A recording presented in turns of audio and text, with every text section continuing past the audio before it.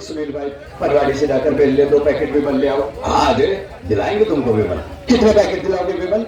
एक दिन में 1 पैकेट दिलाएंगे तुम्हें। 1 पैकेट में मेरा काम नहीं चलेगा, 4 पैकेट को दिलाई देना। नहीं खाता तो मेरा सर घूमता है, पागल हो जाऊंगा मैं, पागल हो जाऊंगा। ज्यादा गुटखा मत खाया करो, कैंसर हो जाएगा बेटा। विमल खाना मुझे, विमल खाना मुझे। गुटके बाज तो बहुत देखे, लेकिन गुटके के लिए पागल हो जाए ऐसा गुटकेबाज पहली बार देखा है।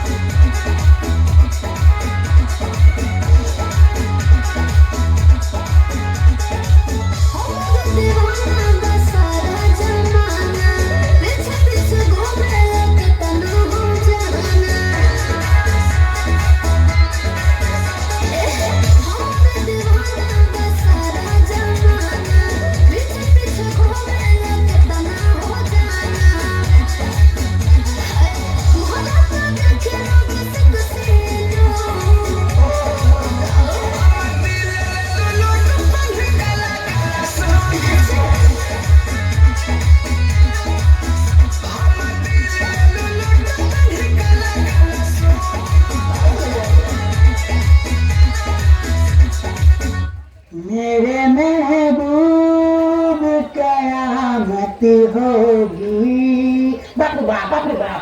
आज सुबह तेरी गलियों में मोहब्बत होगी। तेरी नजरें तो गिला करती है। नीचे दिखा।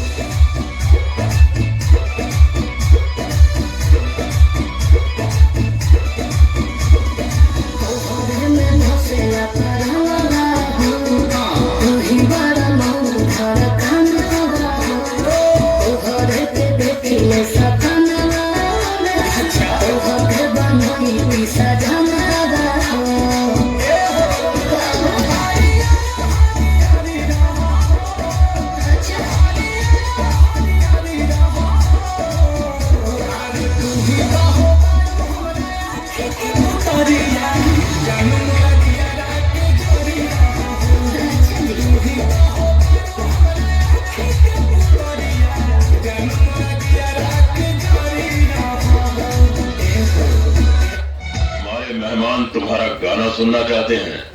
अगर आपके मेहमानों को हमारा गाना सुनने का इतना ही शौक है तो उनसे कह दीजिए कि आज मेरा प्रोग्राम है, टिकट खरीद कर आ रहे हैं। सुना देंगे।